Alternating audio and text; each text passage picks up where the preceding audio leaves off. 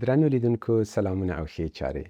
زه ډاکټر بهیج عثماني یم او دا د مورولي پلارولي د لړۍ 28مه برخه ده چې په نوزیږو، تیره‌وو او ګرځانه ماشومانو کې د پزونې یا بوی د حس ودې او پراختیا ته ځانګړې شوې.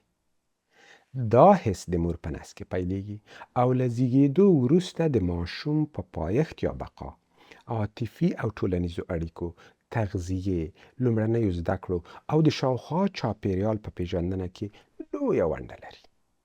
د لید د حس پر خلاف چې د تولد یا زیږون په لومړیو کې نسبتا نارسیدلی او کمزوری وي، د پزونې یا بوی حس هومره پرمختللی او پوخوالي ته رسیدلی وي چې په مرسته یې نوزیږی ماشوم کولی شي خپله نوې شاوخوا نړۍ درک او وپیژني.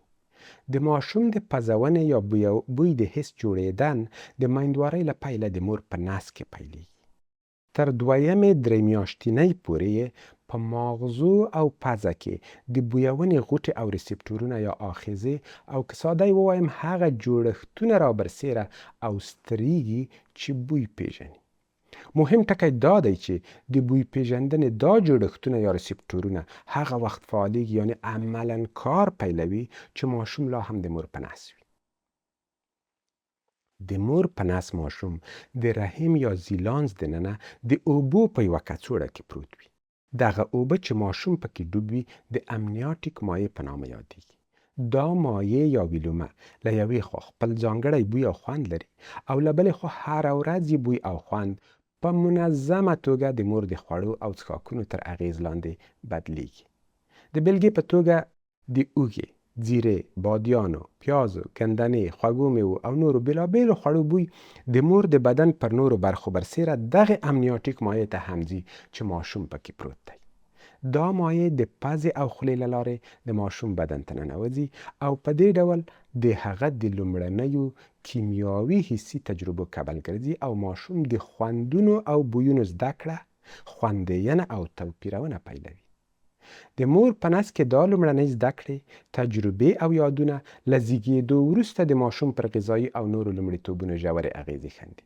یعنی د مور په رحم یا زیلانس کې د بېلابېلو خوړو له بویونو او خوندونو سره منظم مخامخی کولی شي له زیږون وروسته تر میاشتو او کلونو پورې د ماشوم د خوړو پر انتخاب باندې خپل اغیز وساتي.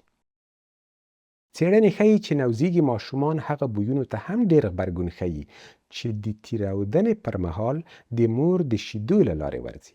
یعنی که مور د میندوارۍ یا تی ورکړې پر مهال په منظمه توګه سابه، میوې، ځینې مسالې او یا په ټول کې کوم خاص خواړه خوري، نوزیږی ممکن د جامد خوړو له پیل وروسته هماغه خوندونو او بویونو ته ډېره لیوالتیا وښیي. دا یادونه او بلدتیا ماشوم ته د آرامښت او خوندیتابه احساس ورکوي او له همدې لارې ماشوم د نویو خوړو منلو ته هڅیږي. له زیږون څخه د مخه له مور څخه ماشوم ته د حسي معلوماتو د لیږد دا منظم او له ځنډ پرته بهیر ماشوم له رحم څخه د باندې ژوند کولو ته چمتو کوي. دا لومړنۍ زده کړې او یادونه له نوزیږي ماشوم سره بشپړه مرسته کوي چې له زیږېدو سره سم لومړی د خپلې مور د بدن ځانګړی بوی او بیا د مور د شیدو او تی بوی وپیژني او په دې توګه د مور په غېږ کې ځان آرامه او خوندي احساس کړي او د همدې وړتیا له مخې د تغذیې سرچینې ته چې د مور شیدې دي لیوالتیا وښیي. څېړنې ښیي چې نوزیږي ماشومان د مور د شیدو او وچو شیدو بوی توپیرولی شي، ځکه نو د ژوند په پیل په لومړنیو ساعتونو او شیبو کې د بویونې دا بشپړ فعال حس خورا ارزښتناک او د مور او ماشوم ترمنځ د لومړنۍ خوندي او سالمې عاطفي او احساسي اړیکې بنسټ جوړوي. که مو پام کړی وي، نوزیږی ماشوم چې لا هم سمې سترګې نشي غړولی او یا څیرې نشي توپیرولی د بل چا په غېږ کې ژاړي، خو چې د مور غېږې ته ورسیږي آرامیږي. دلیل یې د پزونې او بوی حس دی، همدا چې د مور د بدن بوی ورباندې ولګیږي پوهیږي چې خوندي ځای ته رسیدلی دی.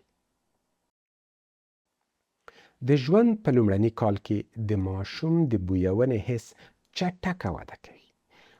د ودې دا چټکتیا ورسره مرسته کوي چې له خپل شاوخوا چاپیریال سره ژر بلد شي. په دې توګه ماشومان نه یوازې د مور و پلار او د کورنۍ د نږدې غړو د بدن بوی تشخیصوي، بلکې په تدریجي ډول د شاوخوا چاپیریال بویونو ته هم غبرګون ښيي. د ګلونو، خوړو، کریمونو، شامپوګانو او حتی د تازه هوا بوی کولای شي ماشوم تحریک کړي او پکې د خوښۍ او یا ناخوښۍ غبرګونونه راوپاروي. په دې دوره کې ماشومان په ډېرې اسانۍ ښه او بد وږمونه سره توپیرولای شي. ښو او خوندورو بویونو ته لکه د مور د شیدو یا د هغې د بدن بوی ته مثبت غبرګون ښيي، هڅه کوي لا ورنږدې شي. په مقابل کې بد وږمونه لکه د کیمیاوي موادو یا د ترخو او له مصالو ډکو خوړو بوی خوا بدوي او کولای شي ماشوم په ژړا کړي. ماشومان هڅه کوي له دغسې وږمونو او بویونو څخه وتښتي. که له یوې خوا ماشوم د بویونې د حس په مرسته خپل شاوخوا چاپیریال پیژني، له بلې خوا د بویونې حس د همدې چاپیریال تر اغیز لاندې بدلون مومي. په دې چاپیریال کې چې ماشوم پکې سترېږي، د بویونې د حس له لارې لومړنۍ تجربې کوي او اړونده یادونه او خاطرې جوړوي.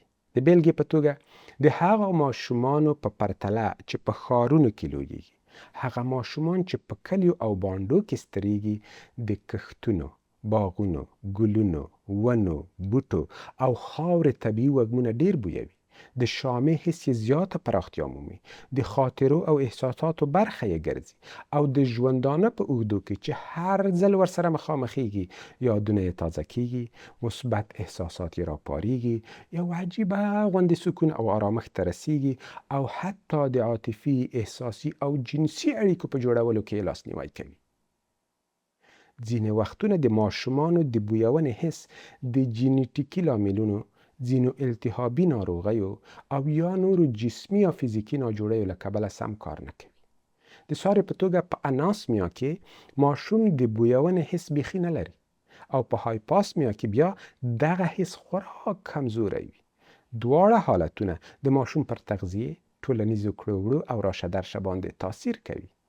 هغه ماشومان چې د پزونې حس کمزوری وي کېدای شي ځینې بویونه په سمه توګه ونشي پیژندلی او په دې توګه یې خوړو ته لوحه او اشتها وسوځېږي او په اوږد مهال کې یې فزیکي وده ټکنی شي. همداراز د پزونې د حس پر ستونزو اخته ماشومان د ګازونو یا لوګي غوندې خطرناک بویونه په سمه توګه نشي تشخیصولی، نو معمولا تر خطر لاندې ګڼل کیږي. په دې حالت کې میندو او پلرونو ته سپارښتنه کیږي چې پر خپل ماشوم باندې لا ډیر پام وکړي. دا چې د بویونې د حس په وده او پراختیا کې جینیټیک یا وراثت خورا مهمه ونډه لري، یعنی ماشومان له خپلو میندو او پلرونو او حتی نیکونو، باباګانو او اناګانو څخه د بوی اړونده ځانګړنې په میراث وړي او په فطري او طبیعي توګه د ځینو ځانګړو بویونو په وړاندې ډیر حساس یا بې پروا وي، خو بیا هم مور و پلار کولی شي د خپل ماشوم د بویونې او پزونې حس پیاوړی او غښتلی کړي. یوه تر ټولو اسانه لار یې دا ده چې د ژوند په لومړنیو کالونو کې ماشوم په تدریجي توګه له بېلابېلو وږمونو او بویونو سره اشنا کړل شي. د بیلګې په توګه په طبیعت کې ګرځېدل، له ګلونو، بوټیو او ونو سره وخت تېرول، د پخلي پر مهال له نویو توکیو او څیزونو کار اخیستل او د رنګارنګ طبیعي عطرونو وهل کولی شي د ماشوم د پزونې حس پیاوړی کړي.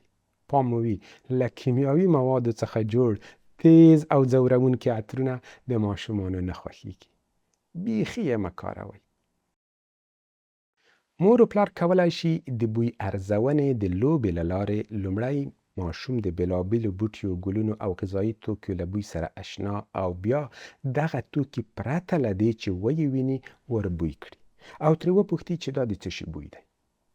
که ماشوم بوی وپېژني ډېر ښه، که ونه توانېږي هغه ګل، بوټی، خواړه یا بل هر څه چې وي ور وښیي چې په مغزو کې یې بوی او څیز دواړه غبرګ ثبت شي.